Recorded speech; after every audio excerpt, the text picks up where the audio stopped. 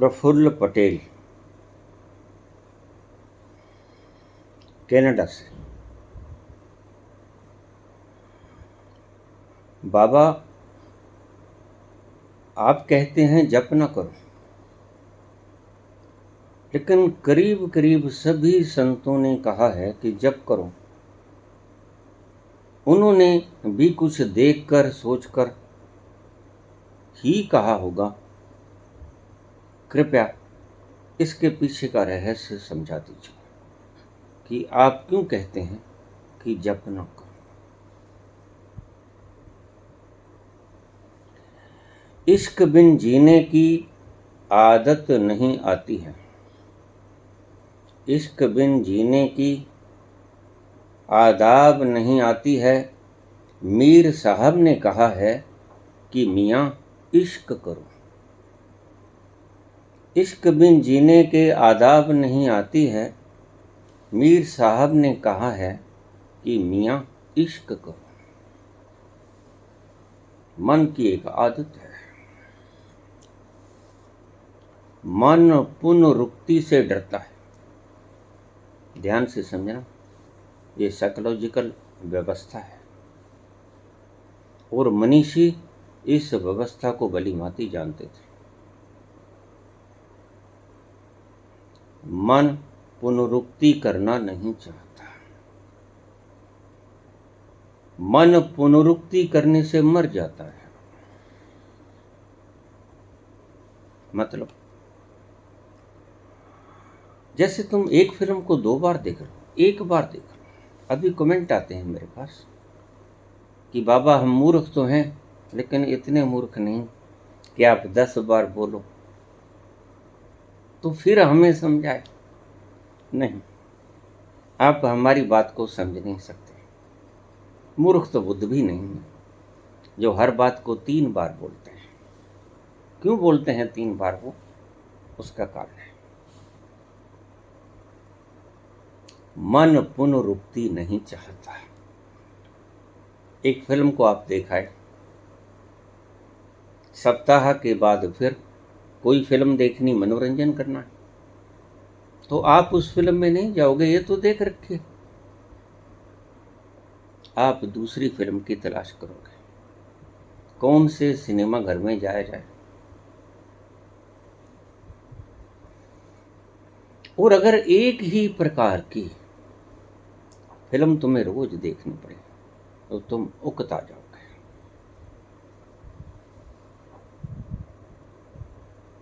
यह उकताना तुम्हें उस फिल्म देखने से मुक्त कर देगा। ध्यान से समझते रहना बात को।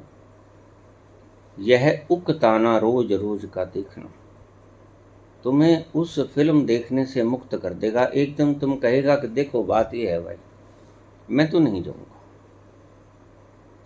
तुम्हारा भेजा खराब है क्या? हाँ, एक ही फिल्म को बार बार बार बार।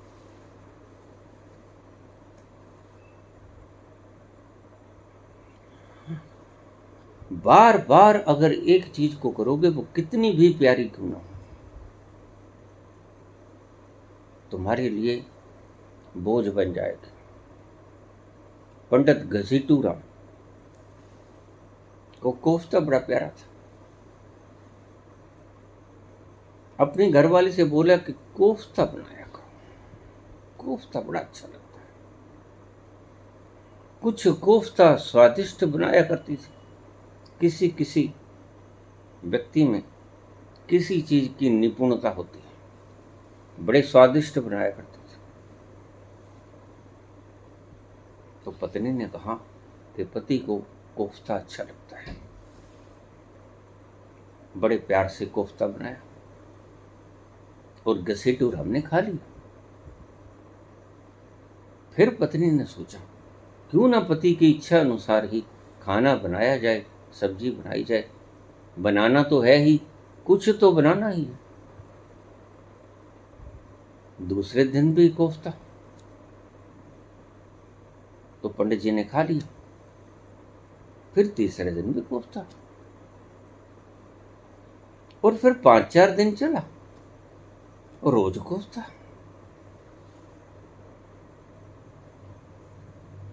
और एक दिन जब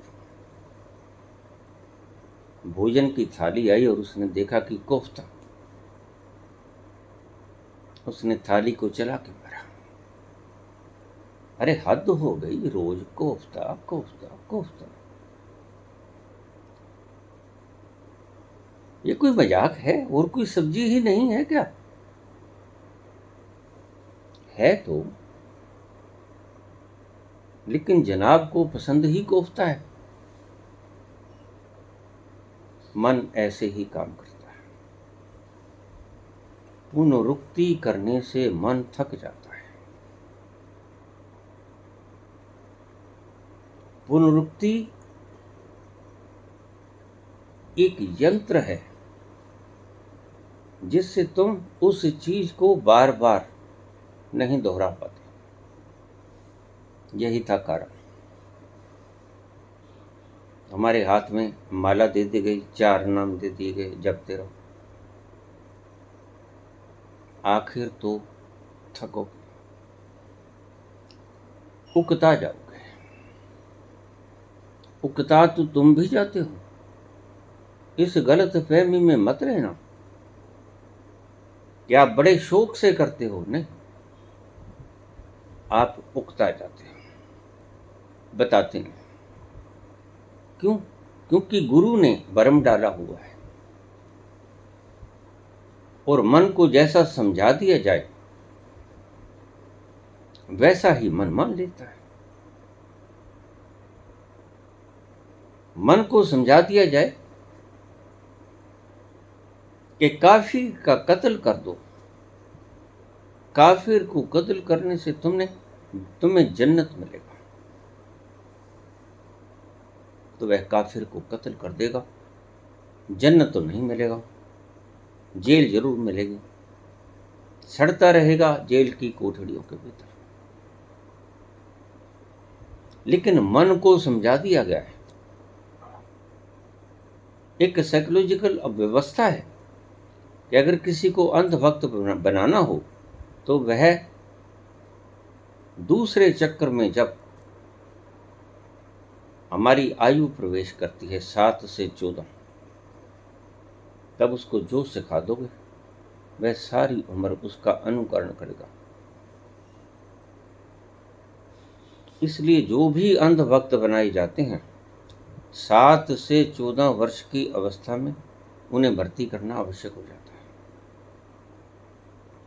कोई स्कूल हो, कोई पाठशाला हो। इसलिए हम बच्चों में संस्कार डालते हैं तो छोटी उम्र में संस्कार डालते हैं कि बेटा जब स्कूल में जाना है तो माता पिता के चरण स्पर्श करके जाना है, बस उसको आदत पड़ जाएगी। पहले तो बड़ी रुचि से वो पाँव को हाथ लगाएगा, फिर यंत्रवत पाँव को हाथ लगाएगा कि बस ये करना है। जब बाहर जाना है तो पाँव छू कर जाना है,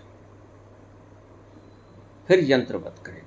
इसलिए सभी धर्मों ने तरकीब निकाल ली कि 7 से 14 वर्ष के व्यक्ति को अपने धर्म में प्रविष्टि दे दी जाए और उन्हें धर्म के असूलात बता दिए जाए। बस जीवन में इन्हें ही अंधभक्त कहते हैं।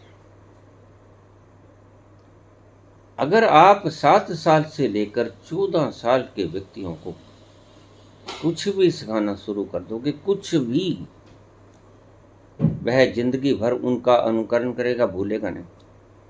और परिस्थितियां कितनी ही विपरीत पड़े उनके सामने उस शिक्षा से विपरीत वो देखता भी रहेगा लेकिन मानेगा नहीं।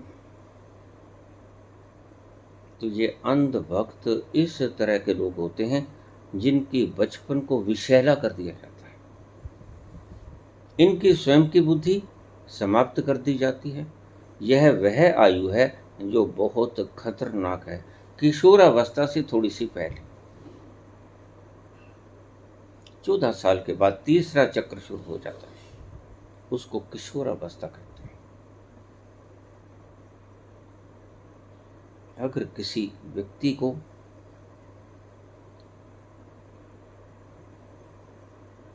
गूढ़ बनाना हो कि यह व्यक्ति सारी उम्र तुम्हारे पीछे ही लगा रहे। तो मनीषियों ने यह खोज की थी कि दूसरे चक्र में आते हुए 7 वर्ष का एक चक्र होता है, यह 14 चक्र होते हैं। जो आपने कहा कि 14 मनु होते हैं, ये समझाने में फर्क कर गए। 14 चक्र होते हैं और ऐसे करीब 100 वर्ष की आयु निर्धारित की गई थी व्यक्ति की। 7-7 साल के चक्र। तीसरे चक्र में व्यक्ति चौथे चक्र में प्रवेश करते हुए तीसरे चक्र को संपन्न करके व्यक्ति में थोड़ी सी समझ आनी शुरू हो जाती है। वह अपना भला बुरा समझना शुरू कर देता है अच्छी तरह से। इसलिए पहले वोट डालने का अधिकार 21 साल की उम्र के बाद दिया गया था। शादी की उम्र में 21 वर्ष के बाद तय की गई थी। तीसरा चक्र पूर्ण होना आवश्यक है, तभी बुद्धि डेवलप हो पाएगी। भला क्या है, बुरा क्या है, इस बात की समझ आनी शुरू हो जाए। मन की एक आदत है, मन पुनरुक्ति से बचता है और संतों को पता है इस बात का। संत तुम्हें बताते हैं, संत तुम्हारे मन के दुश्मन है। संत तुम्हारे मन को समाप्त करना चाहते हैं, क्योंकि मन इल्यूजन है, मन भ्रम है, और तुम्हारे इस भ्रम को तोड़ना चाहते हैं। मन सोई हुई अवस्था का नाम, और संत तुम्हें जगाना चाहता है। इसलिए संत हर प्रयास करेगा कि कैसे तुम्हारी तंद्रा, तुम्हारी निद्रा टूट जाए। यह भी एक प्रयास था। तुम्हारी सबकी चाहत उस परम आनंद को पाने की है। आप भीतर जाकर देख लीजिए। आज धरती पर जितने प्राणी हैं, दर दर मारे फिरते हैं, उनके भीतर की अगर वो खोज करेंगे तो पाएंगे खोज एक ही है, परम शांति, परम आनंद।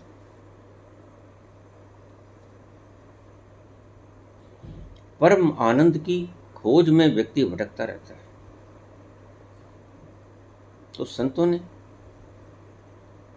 इस आनंद का ही दर्शन आपको करवाना है। और संत जानते हैं कि संसार के भोगों में आनंद नहीं,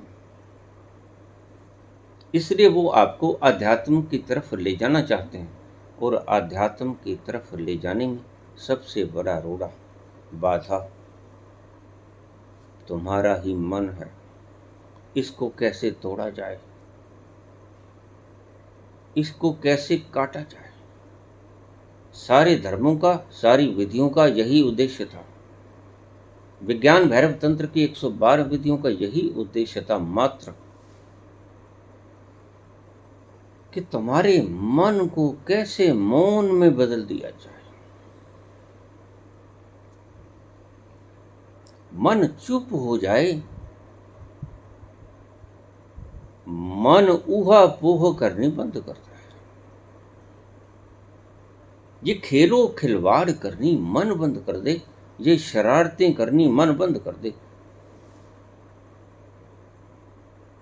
तो आपको जैसे बादल हट जाते हैं सूरज के सामने से और सूरज प्रकट हो जाता है, ऐसे ही जैसे ही आपका मन हटेगा, सूरज था लेकिन छुपा हुआ था गहरे काले बादलों के पीछे, तो आपको उसकी झलक दिखाई पड़ जाती है। इसे ही सतोरी कहते हैं। एक बार भी अगर ये बादल छट जाए और तुम सूरज की एक झलक देख लो, तो तुम्हें विश्वास हो जाएगा कि हाँ है, और ये है बड़ा कीमती है। मैं रोज कहता हूं, अभी तो तुम नास्तिक हो और झूठे आस्तिकता का लबादा ओढ़े हुए हो। तो जिन गुरुओं ने ये खोज की कि ये लो मंत्र और इसका जाप करो, आगाज में शुरुआत में उनके पीछे यही मनोवैज्ञानिक व्यवस्था थी। क्या? एक शब्द पकड़ा, अगर शब्द से पार जाना है तो, अगर किसी चीज से पीछा छुड़ाना है तो उसको इतना भोगो कि मन विरक्त हो जाए।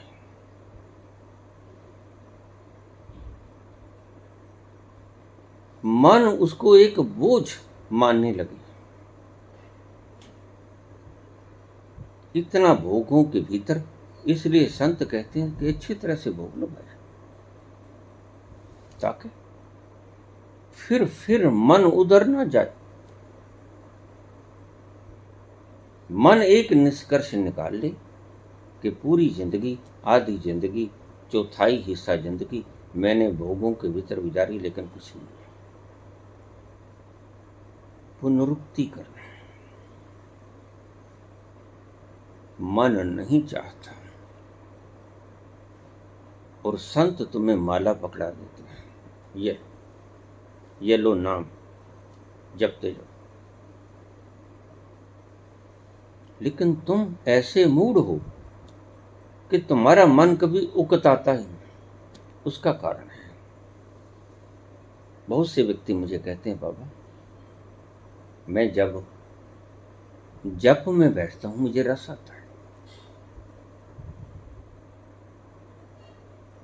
मैं कहता हूं ये रस हड्डा रोड़ी पर जाते हुए कुत्तों को देखना, जहां पर पशुओं का, मरे हुए पशुओं की हड्डियां इकट्ठी कर दी जाती हैं। कोई शहर से गया हुआ कुत्ता जब उन हड्डियों को मुंह में लेता है तो हड्डियां क्योंकि सख्त होती हैं, मांस तो उसके साथ होता नहीं।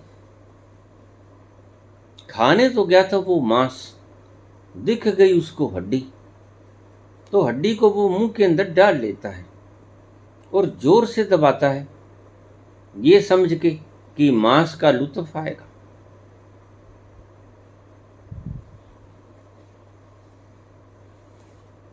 उस हड्डी की वजह से उसके मसूड़ों के भीतर से जख्म हो जाता है और खून निकलना शुरू हो जाता है।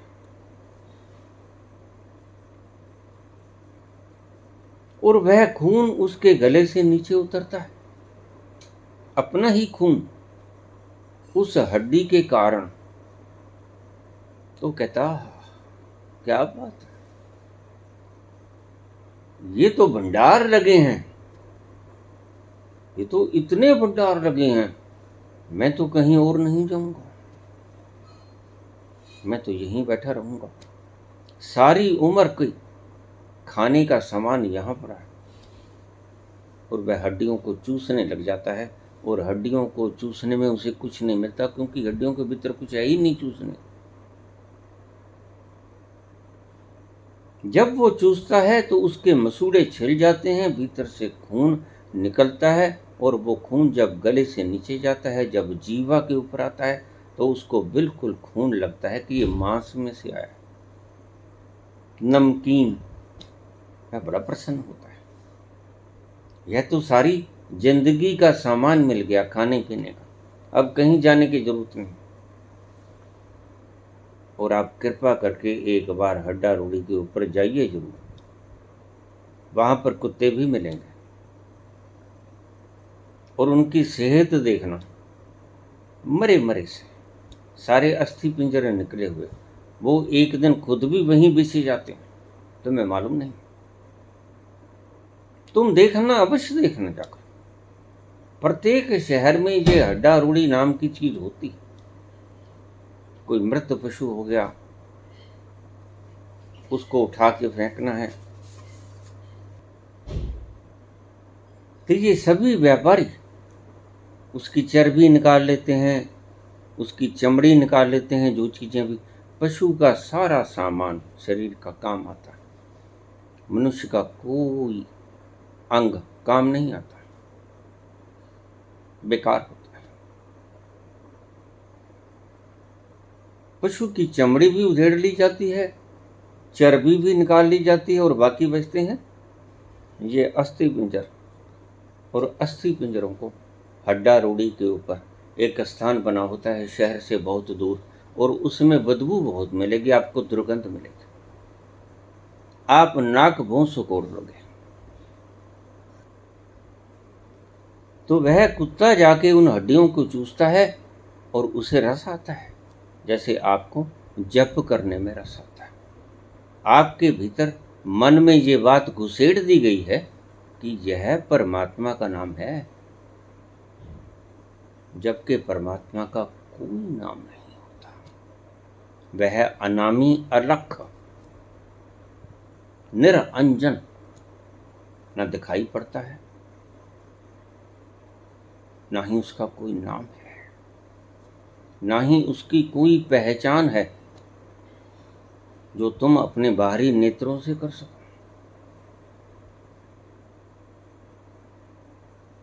तो उसे स्वाद आता है अपने ही खून का, और वह कहता है आह।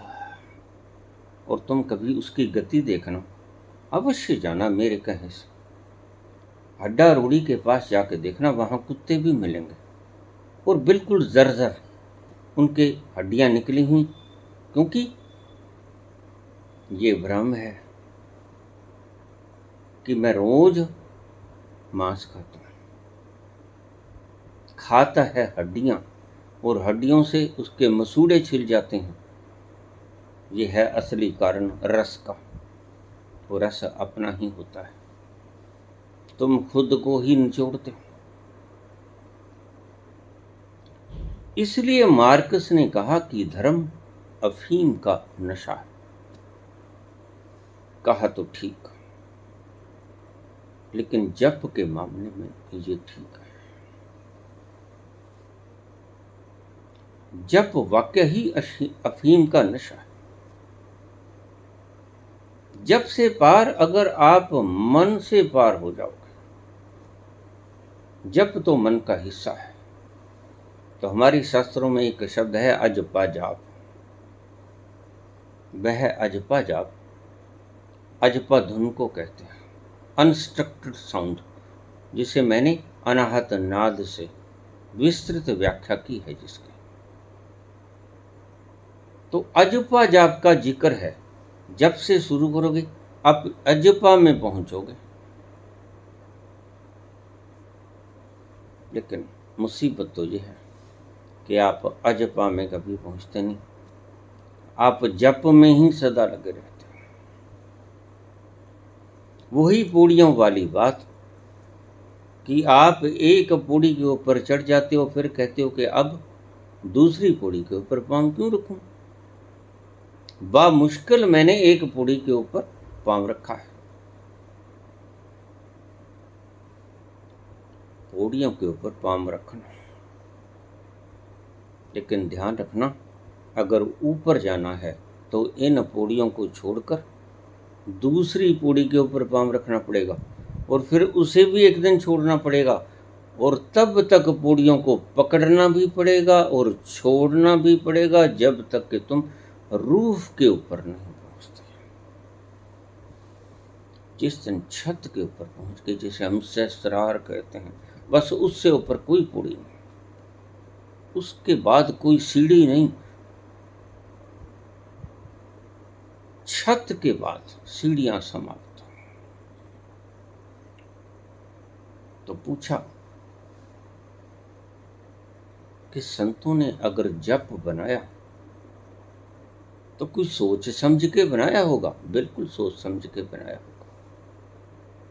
तो मूर्ख न थे, मनीषी थे, बड़े सूझवान थे, साइंटिस्ट थे, तो बड़ी सोच समझ के बनाया उन्होंने। लेकिन तुम्हें चूक कर गए, तुम उसको पकड़ लेते हो।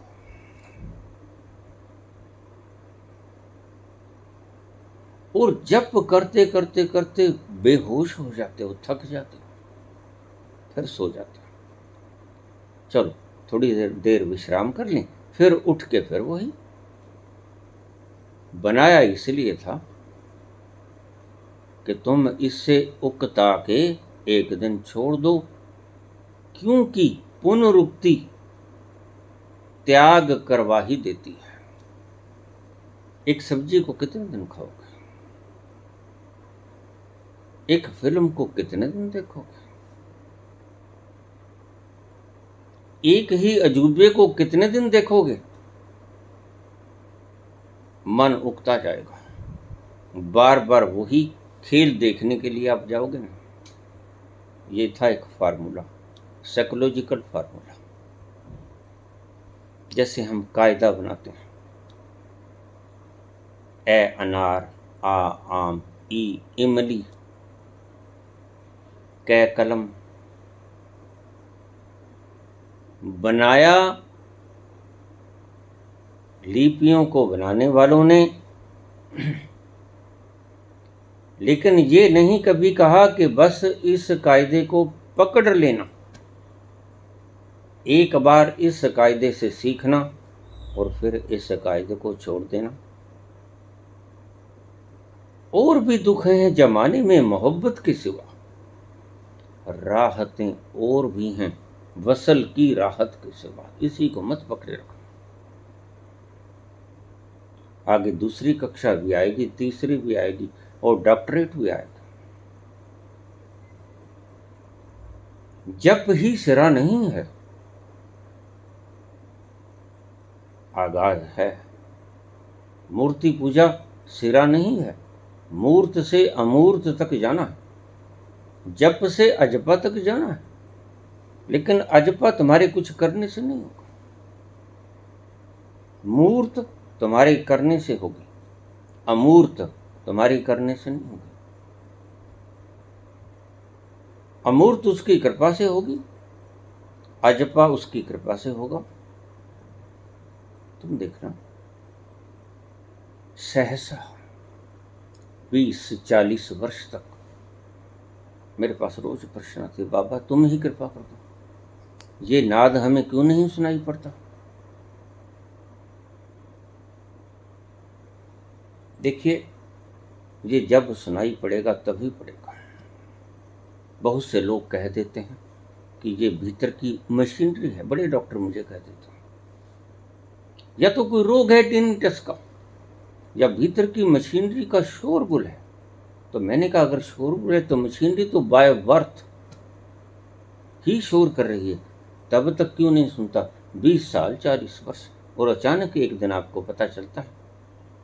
कई बार तो पूरी जिंदगी ही गुजर जाती है, लेकिन अचानक आपको एक दिन पता चलता है कि कोई स्वर भीतर से गुंजार होने लगा। अचानक से आपके कान खुल गए, अचानक से आपकी भीतर की सूक्ष्म इंद्रियां जागृत हो गई। नहीं, ऐसा नहीं। ये बुद्धू लोगों को की मान्यता है। भीतर शोर तो होता है, दिल धड़कता है, फुसफुस सांस लेते हैं, लेकिन वो ये शोर नहीं है। यह तो लगातार चलता है। जो लोग साइंटिफिक माइंड ये लोग सोचते हैं, वो खुद इस चीज के शिकार हैं, मेरे पास आते हैं, इसका बताओ हल क्या। और मैं उनसे कहता हूं कि इसका हल सिर्फ यही है कि तुम भाग्यशाली हो। मन को ठहराता है यह अनाहत नाद। तो कभी कभी काम से फुर्सत जब हो तो एकांत में बैठ जाया करो, इसका मजा लिया करो। और फिर अगर ये भीतर के मशीनरी की शोरगुल है तो फिर ये बदलती क्यों? कभी बंसरी में तब्दील हो जाती है, कभी शंख में तब्दील हो जाती है, कभी ओंकार में तब्दील हो जाती है, आखिर में ओंकार में तब्दील होती है। कभी भेणी, कभी टल। ये जो मंदिरों में टल लगाए गए थे प्रवेश द्वार पे, ये याद कराने के लिए थे कि ये टल आपके भीतर भी गुंजायमान हो रहे हैं। आपने उस स्थिति तक पहुंचना है। ये घंटे घड़ियालों की आवाज ओंकार के नाद से पहले शंख, और शंख से पहले घंटे घड़ियालों की आवाज आती है। ये तीसरा नंबर उसका आता है। पहले घंटा घड़ियाल, फिर शंख, और आखिरी आता है ओंकार। संत इस ओंकार की नाद तक पहुंचता है। अगर ये भीतर की मशीनरी का शोरगुल है तो ये बदलता क्यों? और फिर ये इतना सुंदर क्यों है? इतना शांत क्यों है? इतनी मदमस्ती क्यों देता है? इतना रस क्यों पैदा होता है? जिस मन को हम चाह कर भी लाख यत्न करके भी ठहरा नहीं पाते, जब अनहद नाद अपनी पूरे यौवन पर होता है तो मन ठहर क्यों जाता है? मन ठहर जाता है, रस पीने के लिए ठहर जाता है, क्योंकि इस अनहद नाद में उसे रस मिलता है। बड़ा रसीला है, लेकिन उस रस के लिए थोड़ा सा इंतजार करना। पहले ही दिन शुरू हुआ और पहले ही दिन तुम कहो कि रस तो आया नहीं, उसके लिए इंतजार करना। एक गहरे तल पर जब आप पहुंचाओगे जहां रस आएगा, जब मन पूरी तरह से ठहर जाएगा तो रस बरसेगा। जब एक कायदे की तरह, जैसे हम मूर्ति, हमारे हिंदू धर्म ने बड़े मार्ग खोजे। बुनियादी शुरू करो, यहां से कायदे से शुरू करो, मूर्ति से शुरू करो, जप से शुरू करो। ये सिर्फ शुरुआत है। लेकिन अफसोस कि शिष्य तो चूकते ही चूकते हैं, गुरु भी चूक जाते हैं। और गुरु चूकते तो हैं कि गुरुओं को अनुभव नहीं होता खुद का। पैदाइशी रॉयल्टी में गद्दी मिल जाती, खुद का अनुभव नहीं मिलता। खुद का अनुभव तो खुद कमाना पड़ता है, खुद का अनुभव तो खुद मर के पाना पड़ता है। और रॉयल्टी में मिली हुई गद्दियां,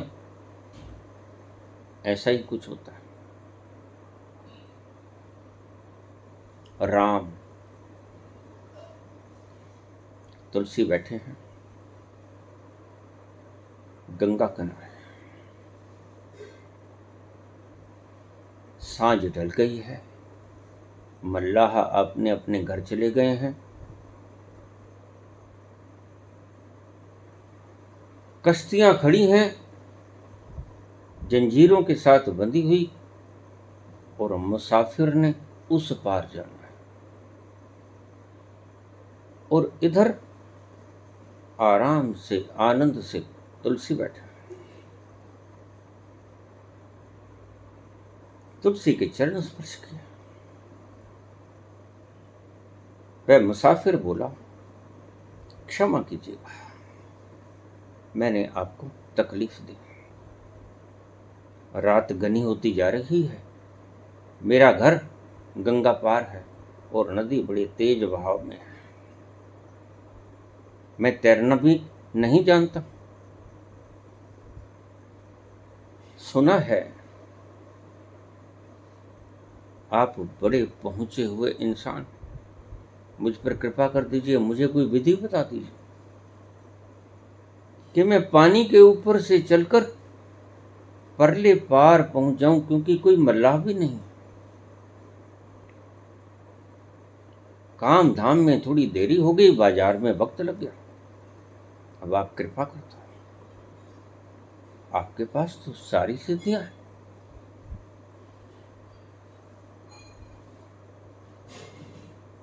तुलसीदास ने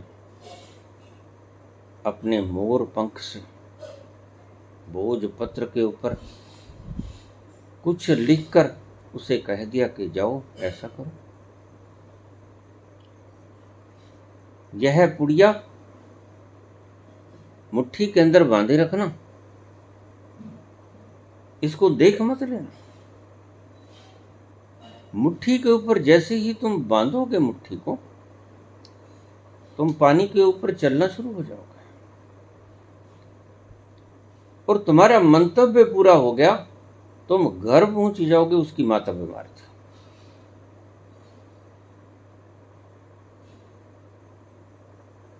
उसने ऐसा ही किया, पुड़िया को हाथ में रखा और डरते डरते पानी के ऊपर पांव रखा, लेकिन हैरान कि वह डूबा नहीं। उसे हौसला हुआ, उसने अगला पांव रखा, डूबा नहीं, फिर अगला पांव रखा, उसको विश्वास हो गया ये बाबा तो करामाती है। चलना शुरू कर दिया। आधे रास्ते पहुंचा था, कुछ कुछ अंधेरा छा गया था, व्यक्ति दिखने बंद हो गए थे, करीब करीब धुंधले दिखने शुरू हो गए थे। तो उसने कहा ये तो बड़ी सुंदर बात है, ये तो बड़ा अजीब फार्मूला है। गाहे बगाहे आता तो मैं रोज हूं, कभी लेट भी हो जाऊं तो ये फार्मूला खुद ही बरत लिया करेंगे।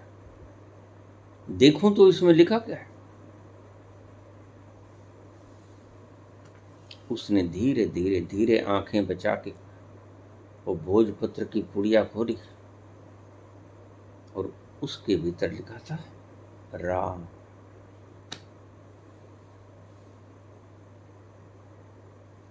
और जैसे ही उसने देखा राम, वह रोज मंत्र का जप किया करता था। इसी राम मंत्र का जप उसके गुरु ने भी उसे सिखा रखा था।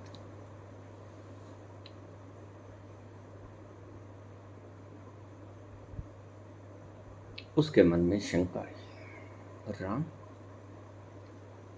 एक बार राम लिख दिया, मैं तो रोज इसका जप करता हूं, हजारों की संख्या में सुबह शाम, और मैं तो चलता फिरता भी राम राम करता रहता हूं।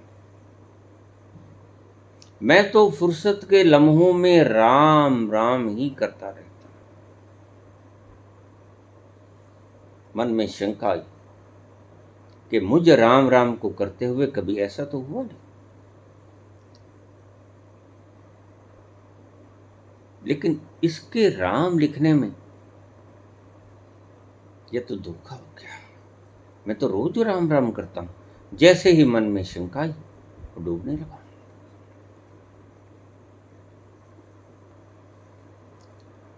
तो खिसकने लगा पानी के भीतर, तो डर गया।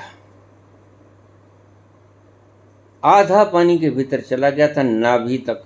तो उसने आवाज लगाई, महाराज मैं डूब रहा हूं। और तुलसी का आवाज सुनाई पड़ी। तुलसी कहने लगा, अरे भगत जी, कभी तुमने पुड़ी को खोल के तो नहीं देख लिया? हाँ हाँ मैंने देख लिया महाराज, मैंने देख लिया, उसमें राम लिखा है। बस कहता, फिर तो तुम डूबोगे, क्योंकि जिस राम को देखकर तुम्हारे मन में शंका आ गई, तुम रोज जपते हो, और वही राम मेरा प्राणों में बसता है। तुम्हारे राम में और मेरे राम में बहुत फर्क है। मुसाफिर, तू तो डूबेगा ही, और तू डूबेगा इसलिए नहीं कि मेरे राम में कोई शंका है, तू डूबेगा इसीलिए कि तेरे राम में तुझे शंका है।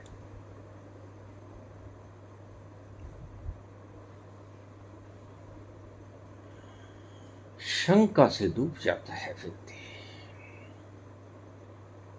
कहानी है, लेकिन कहानी के भीतर रहस्य बड़ा गहरा छिपा है।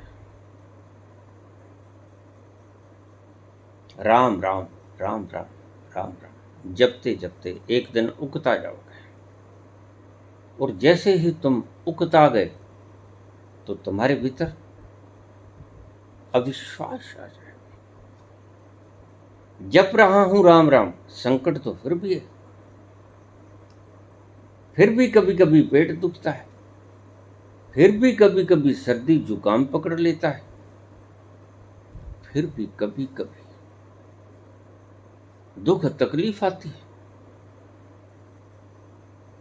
कभी कभी सांसारिक कमियां घेर लेती हैं। राम राम तो रोज जपता हूं, राम राम करना सिखाया था ताकि तुम्हें उकताहट हो जाए। और यह राम परमात्मा का नाम नहीं। अगर राम परमात्मा का नाम है, यही तो झगड़े हैं। कोई कहता राम है, कोई कहता अल्लाह है, कोई गॉड है, कोई वाहेगुरु है। इसी बात के ऊपर तो वेद खड़े होते हैं, तलवारें चल जाती हैं, सिर धड़ से अलग हो जाते हैं। और क्या तकलीफ है तुम्हें? उसी तरह के बंदे तुम हो जिस तरह के बंदे दूसरे धर्म के। तकलीफ होती है तुम्हें तुम्हारी मान्यताओं से। उसकी मान्यता कुछ और है, तुम्हारी मान्यता कुछ और है, और दोनों मान्यताएं झूठी। इन झूठी मान्यताओं के सहारे तुम तर तो नहीं सकते, डूबो। बस इस कहानी में यही रास्ता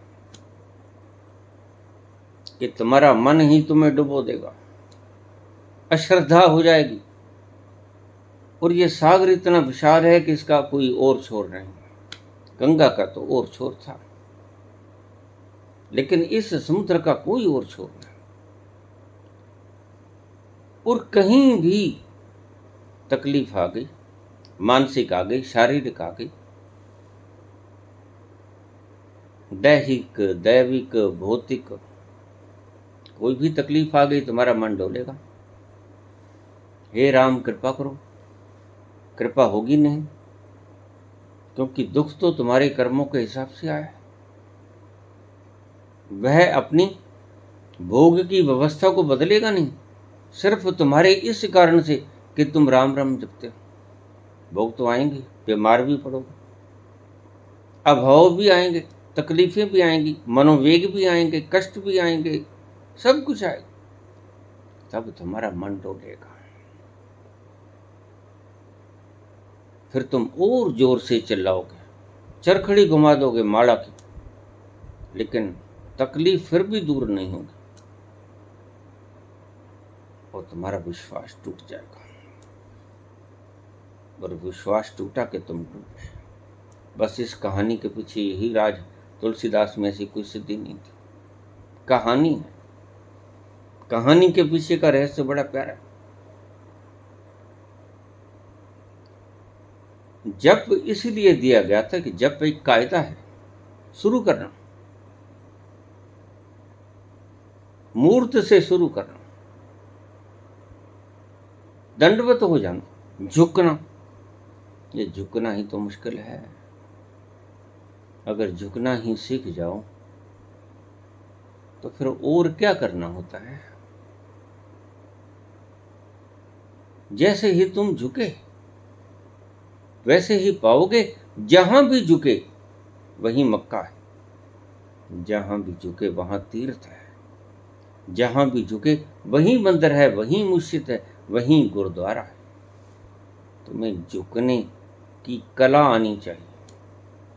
रोज मंदिर बनाए जाते हैं हम मूढ़ लोग। मैं पूछता हूं, पूजा करनी आती है? काश तुम ये ढांचे खड़े करने की बजाय पूजा का ढंग सीखने लग जाते। पूजा करनी आती नहीं। ये झगड़ों के इमारतें खड़ी रोज शुरू करते और दंगे फसाद होते हैं। आज मंदिर बनाना है, आज मस्जिद बनाना है। तुम्हें पूजा करने की तकनीक का पता नहीं। और जिस दिन तुम्हें पूजा करने का बल आ गया, तकनीक आ गई, उस दिन फिर किसी गुरुद्वारे, मंदिर, मस्जिद की जरूरत न पड़े। जिस तरफ देख लिया जान तसद्दुक कर दी। मैं तो मोहताज नहीं काबे या बुत खाने का। फिर जहां तुम झुक गए वहीं काबा हो जाएगा, क्योंकि वो सब जगह है। कोई कण, कोई जरा बाकी नहीं जहां वो ना हो। He is omnipresent. ईशावास्यमिदं सर्वं यत्किंच जगत्याम जगत्।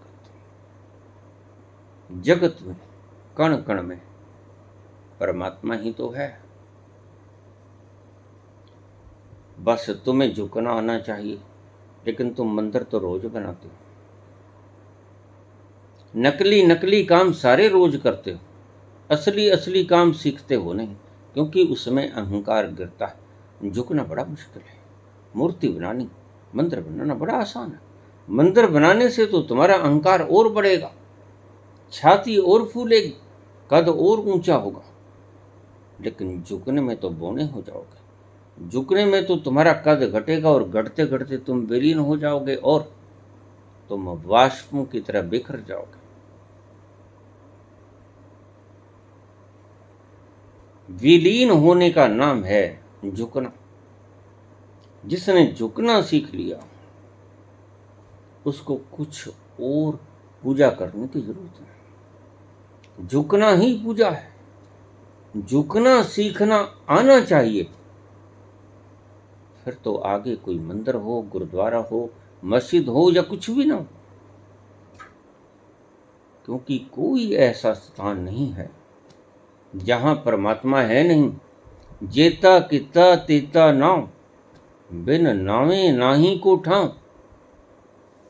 और मूर्खों ने जप की परिभाषा ये बना दी, नाम की परिभाषा ये बना दी, वाहेगुरु वाहेगुरु करते रहो करते रहो। झुकना सीखो। झुकना एक कला है। झुकना पूजा का दूसरा नाम है। पूजा में तुम्हारा स्वयं विलीन होता है, सिमरन में भी तुम्हारा स्वयं विलीन होता है, लेकिन तुम तो नाम से स्मरण करते हो। उसका जो अक्षरानालों वक्र है उसको अक्षरों में ढालकर उसका नाम जपते हो, माला घुमाते रहते हो।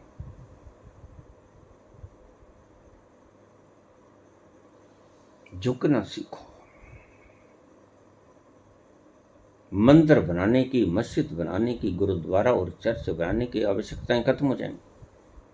फिर जहां बैठ जाओगे वहीं काबा, जहां बैठ जाओगे वहीं हज हो गया, जहां बैठ जाओगे वहीं तीर्थ स्नान हो गया, गंगा वहीं उतर जाएगी। तुम देख लेना,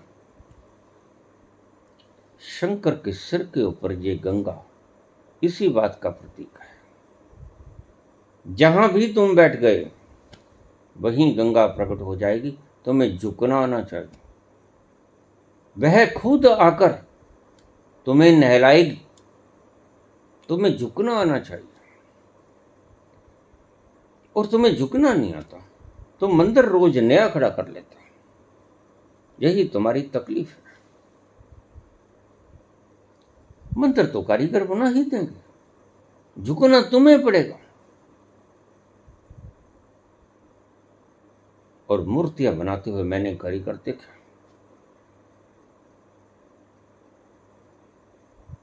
मुंह में पीक होती है पान की, छेनी हथौड़ी हाथ में होती है और उसी के ऊपर थूके चले जाते हैं। जिसको तुम कल को परमात्मा की तरह पूछते हो, तो मैं मूर्तियां बनते कभी देखा नहीं होगा।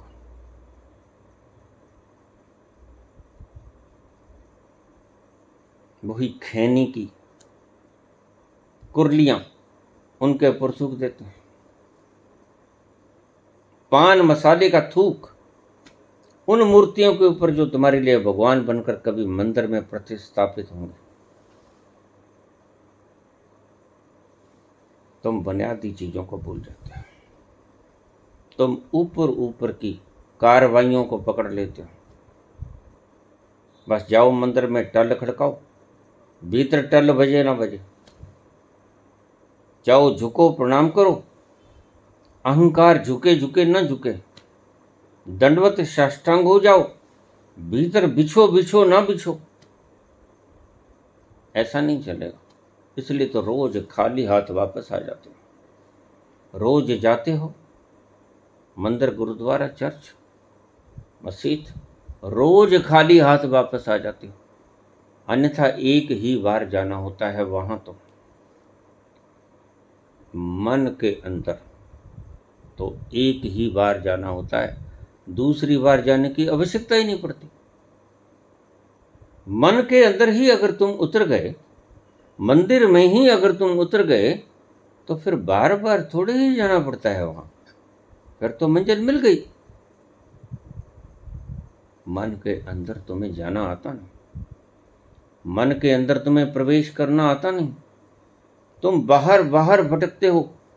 मंदिर के चारों तरफ परिक्रमा देखे किस लिए होती है, किस चीज की परिचायक है, किस चीज की सूचक है? वो सूचक ये है कि मूर्ति सामने है, तुम्हें पता है, लेकिन तुम संसार की परिक्रमा में उलझे रहते हो। ये परिक्रमा गोल होती है, कोलू की बैल की तरह, जितने चाहे चक्कर लगाते जाओ, परिक्रमा खत्म नहीं होगी। बस ये संसार तुम्हारे लिए परिक्रमा है, इसलिए हम इसको 84 का चक्र कहते हैं।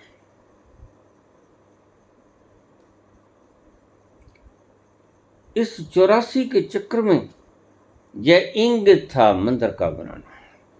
इसके प्रत्येक एब्रीविएशन के ऊपर, सिंबल के ऊपर, उसके भीतर कोई रहस्य छिपा था। चाहे टल लगा हो, चाहे तुम्हें झुकना बताया हो, चाहे तुम्हें साष्टांग दंडवत करना बताया हो, चाहे तुम मूर्ति को छोड़कर परिक्रमा में लगे हुए हो, ये सारी सूचनाएं थी, ये सारे एब्रीविएशंस थे, सिंबॉलिक रिप्रेजेंटेशंस थी कि तुम ऐसा करते हो, मंदिर की मूर्ति सामने, तुम अंधे हुए करते हो, तुम चक्कर ही काटते रहते हो और कभी पहुंच नहीं पाते और चिल्लाते हो कि परमात्मा मिला नहीं, परमात्मा सामने है। कभी देखना, किसी मंदिर में देखना, जैसे ही द्वार के ऊपर आओगे, सामने परमात्मा की मूर्ति को पाओगे। बड़ा आसान है, बिल्कुल सीधे सीधे चले जाना, मंदिर में प्रवेश हो जाओगे। ये प्रवेश द्वार मंदिर नहीं है और तुम भटक जाते हो। तुम सीधे सीधे जाकर मंदिर की मूर्ति के पास नहीं बैठते,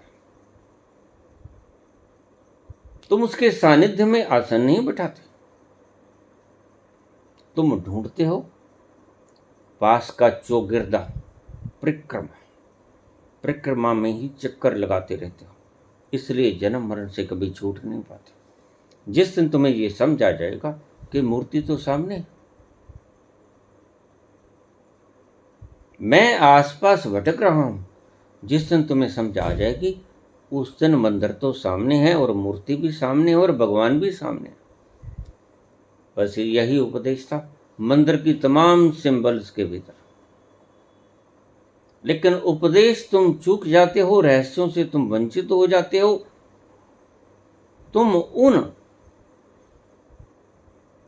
चिन्हों को पकड़ लेते हो और उनके ऊपर वाद और विवाद करना शुरू कर देते हो। ऐसे ही तुम शास्त्रार्थ करते हो, शास्त्रों के अर्थ करने की कोशिश करते हो। शास्त्रों के अर्थ के भीतर जो रहस्य छिपा है, उनके भीतर जाने की जरूरत नहीं तुम्हें। बस सिर्फ शास्त्रार्थ करो, दिमाग लड़ाओ, जीभों की लपालप करो, इसके भीतर रहस्य क्या है ये कभी जानने की कोशिश ही नहीं करते। फिर चिल्लाते हो, मैं दुखी हूं, मैं रोगी हूं, मैं कष्ट में हूं, मैं तकलीफ में हूं। रोगे ही। अगर झुकने की कारीगरी ना आई तो सब बेकार।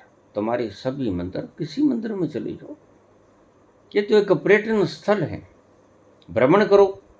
जैसे तुम आम हिल स्टेशंस का भ्रमण करते हो, ऐसे तुम मंदिरों का भ्रमण करते हो। ये तुम्हारे लिए पर्यटन स्थल है, ये तुम्हारे पूजा के स्थल नहीं। देखने के लिए आओगे, कैसी सुंदर भव्य इमारत है, कैसी सुंदर भव्य मूर्ति है, लेकिन कुछ नहीं पाओगे पत्थरों के सिवा।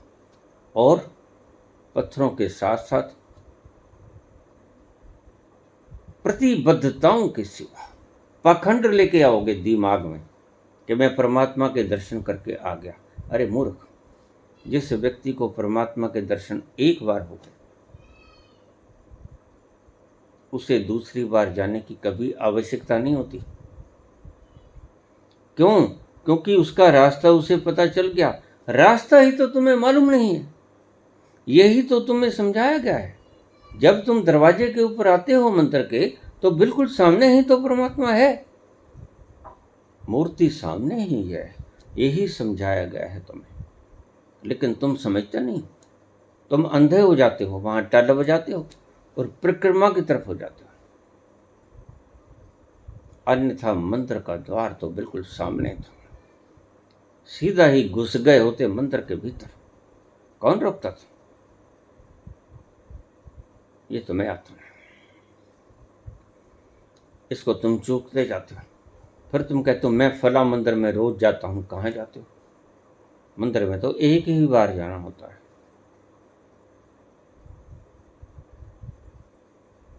जद पाले अपेद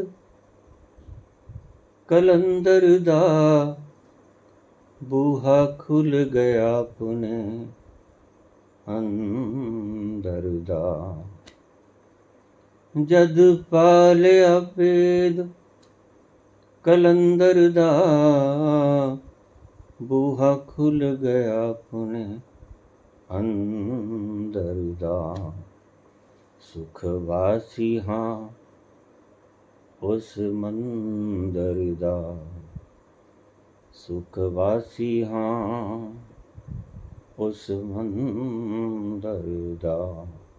जिथे चढ़दी है ना लैंदी है, जिथे चढ़दी है ना लैंदी है। जद पा लिया भेद कलंदर दा, बूहा खुल गया अपने अंदर दा। सुख वासी हाँ उस मंदिर दा, जिथे चढ़दी है ना लैंदी। अगर तुम एक बार भी उस मंदिर के भीतर प्रवेश कर जाओ तो सुख से वहीं बैठ जाओगे। इतना सुख आएगा तुम्हें कि कहीं और जाने का मन ही नहीं करेगा। जिथे चढ़दी है ना लेंदी है। जहां कोई काम, क्रोध, लोभ, मोह, अहंकार के विकार तुम्हारे दिमाग पर चढ़ेंगे और उतरेंगे नहीं। चिंताओं के ये गहरे तूफान तुम्हारे दिमाग के ऊपर चढ़ेंगे और उतरेंगे नहीं। ये तुम्हें कंपायमान नहीं करेंगे। तुम्हारी लो स्थिर रहेगी, तुम्हारी लो कंपायमान नहीं होगी। लेकिन तुम मंदिर जाते हो, मंदिर जाने का भ्रम पाल लेते हो। कितने हजारों लाखों बार तुम मंदिर जाए, लेकिन मंदिर के भीतर तो एक बार भी ना जा सका। मंदिर के भीतर इतनी बार थोड़ी जाना होता है। मंदिर के भीतर एक ही बार जाना होता है। और जब एक बार आपको रास्ता पता चल गया, फिर तो आप जब चाहोगे तभी उसमें गोता लगा लोगे।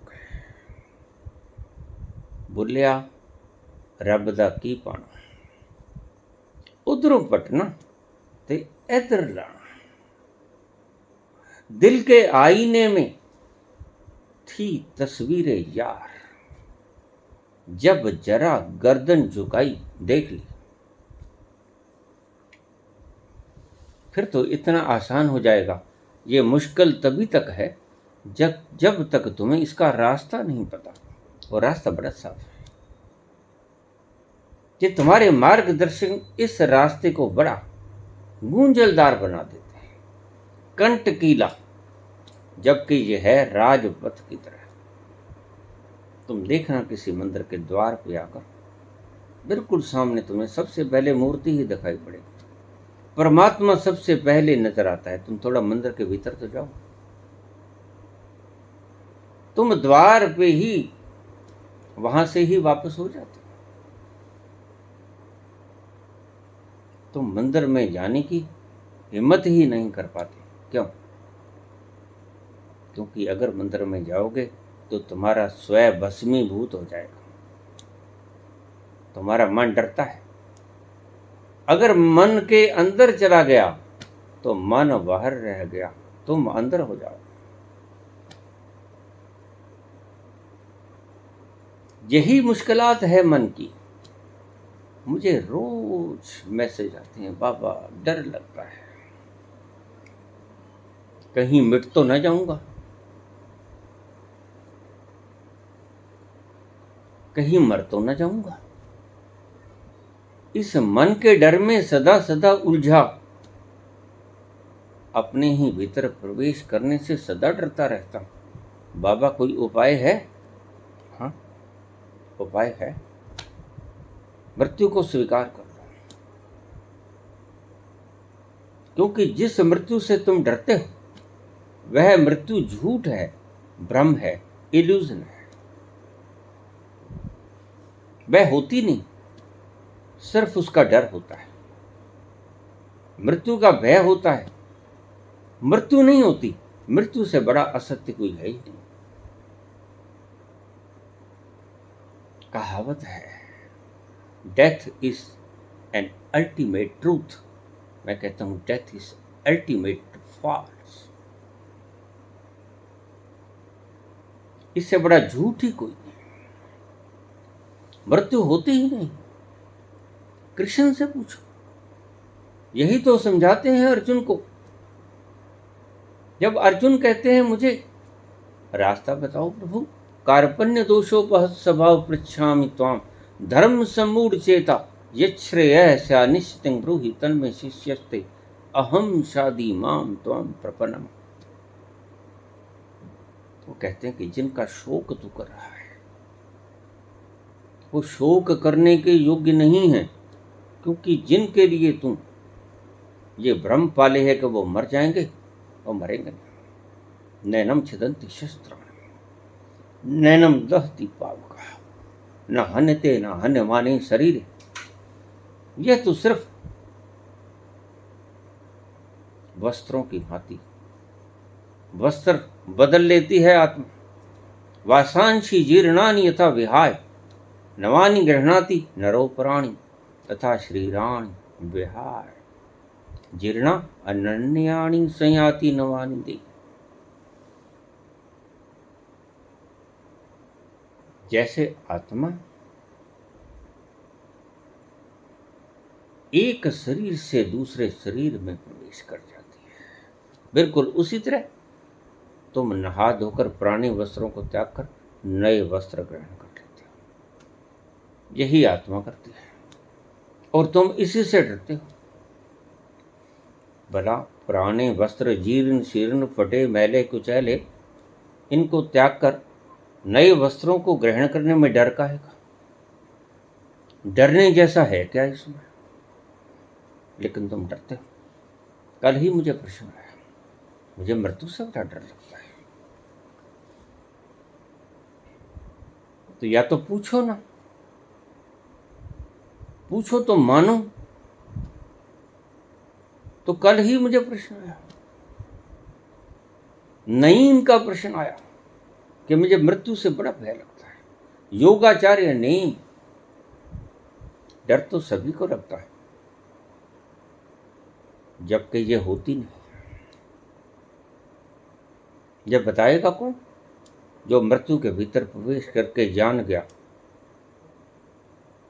जो हौसला करके उसके भीतर कूद गया, वह पाएगा कि मृत्यु नाम की कोई चीज नहीं, कोरी कल्पना है, भ्रम है, इल्यूजन है। मुझसे पूछा है तो मैं जिम्मेवारी लेता हूं इस बात की। इस मृत्यु के भीतर उतर जाओ साहस करके। मामनु स्मर युद्ध च, यही बात कृष्ण ने कही। मुझे याद कर और युद्ध में कूद जा। मुझे याद कर और इस मृत्यु में कूद जा। तुम मरोगे नहीं, ये मेरा वायदा है। आई नो वेरी वेल, मैं रोज मरता हूं और फिर रोज जिंदा हो जाता हूं। मैं कभी मरता ही नहीं। मैं ना मरूं, मैं ना मरूं, मरे संसारा, मोहे मिला जिलावन हारा।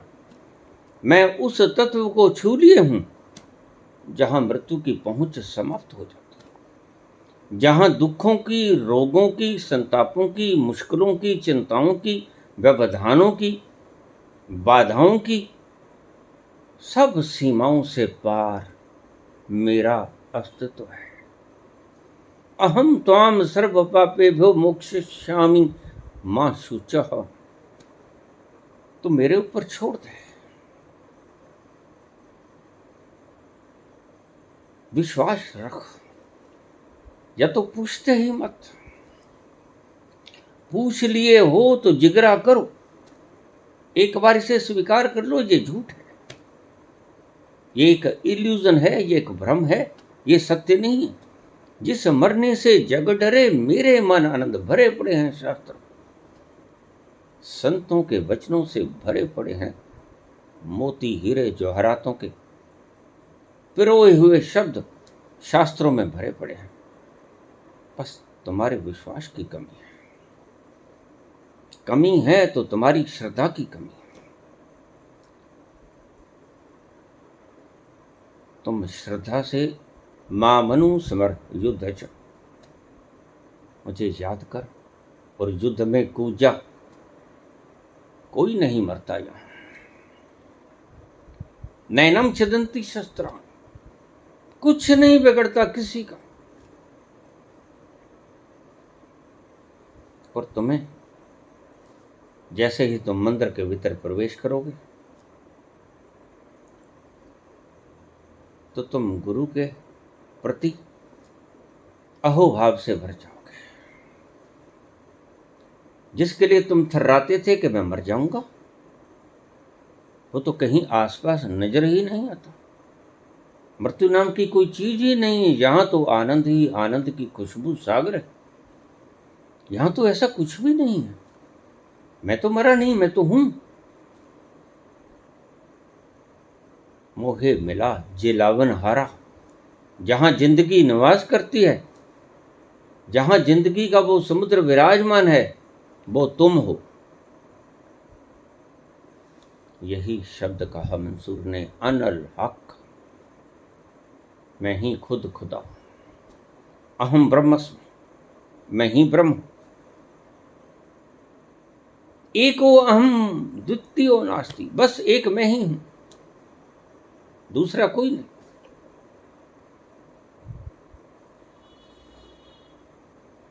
तुम विश्वास नहीं कर पाते तो कमी तुम्हारे में, गुरु में कोई कमी नहीं। गुरु तो तुम्हें सत्य वो बताता है जो रोज रोज रोज उस राह पे जाता है जिसे तुम मरना कहते हो। जिस मरने से जग डरे मेरे मन आनंद, बड़े आनंद से पार करता है उस रेखा को, उस मार्ग को जिससे आप डरते हो, थर्राते हो। तो बड़े मजे से उछलता कूदता गाता नाचता उस रास्ते को रोज तय करता है, हजारों बार तय करता है। तुम एक बार जाने से डरते हो, और काश कि तुम इतनी श्रद्धा को जुटा के, इतने साहस को जुटा के एक बार उसमें कूद जाओ। जंप वंस, एक बार कूद जाओ, तुम पाओगे कि तुम निहार हो गए। और उसी तल पर जाकर कबीर कहते हैं, गुरु गोविंद दोनों खड़े। जिसने बताया था गुरु ने, वो सामने खड़ा है, और मैं तो मरा नहीं, मेरे सामने गोविंद खड़े। काके लागू पाए। बड़ा मन के भीतर तीक्ष्ण प्रेम आता है गुरु के प्रति। धन्यभागी हूं मैं जिस गुरु ने मुझे रास्ता बता दिया, और धन्यभागी तुम भी हो जिसने उस गुरु के वचनों पर श्रद्धा की। अगर श्रद्धा ना करते तो गुरु के शब्द बेकार थे। तुम्हारी श्रद्धा भी चाहिए। मुझे लोग रोज कहते हैं बाबा शक्तिपात कर दो। मैं कहता हूं तुम में श्रद्धा की कमी, थोड़ा अपना पात्र साफ कर रहा। थोड़ा कदम तुम्हें भी चलना पड़ेगा, बाकी कदम मैं खुद तय कर लूंगा। छोड़ दो मुझ पे, बाकी सब छोड़ दो मुझ पे। 2 कदम तुम चलो, बस अपना पात्र साफ कर रहा हूं। अमृत को उंडेलने को तो मैं सदा तत्पर हूं। खुश रहो, हर खुशी है तुम्हारे लिए। खुश रहो, हर खुशी है तुम्हारे लिए। छोड़ दो आंसुओं को हमारे लिए। छोड़ दो आंसुओं को हमारे लिए। खुश रहो, हर खुशी है तुम्हारे लिए। आंसुओं को हमारे लिए छोड़। गुरु है, गुरु तुम्हारे सारे आंसू गटक जाएगा। तुम खुश रहो, आबाद रहो। मुझे याद करो और इस मृत्यु में कूद जाओ, तुम्हारा कुछ नहीं बिगड़ेगा। मैं ना मरूं, मरे संसार। ब्रह्म टूटेगा, संसार ब्रह्म है, तुम नहीं मरोगे। यही तुलसी ने कहा, श्रद्धा भंग हो गई तुम्हारी, श्रद्धा को टूटने मत देना। जंप करो, मां मनु समर, युद्ध इसमें एक बार कूद जाओ। किसी दिन मुस्कुराकर ये तमाशा हम भी देखेंगे। खुद के मरने का तमाशा खुद भी देख लो कि मृत्यु होती है कि नहीं। ये एक तमाशा ही है, ये सत्य नहीं। तमाशा कभी सत्य नहीं होता। तमाशा सिर्फ तुम्हारे मन के बहलाने को होता है।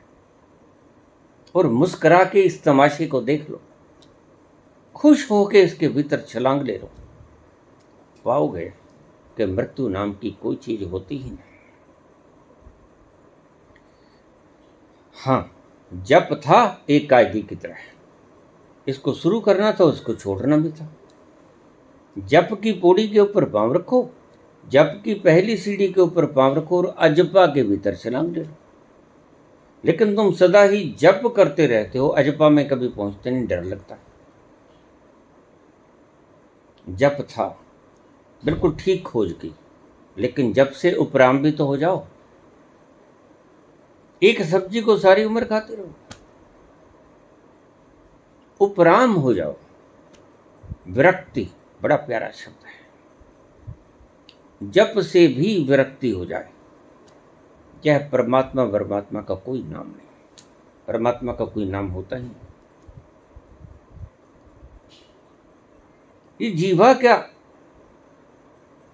खा कर पवित्र होगी, जो बनी ही मांस के लोथड़े से है। मांस कभी पवित्र होता है क्या? होता है? मांस कभी पवित्र नहीं होता। और मांस के लोथड़े की ही ये जवान है, और झूठा भगवान का नाम लाके, नारा लगा के क्या पवित्र हो जाओगे?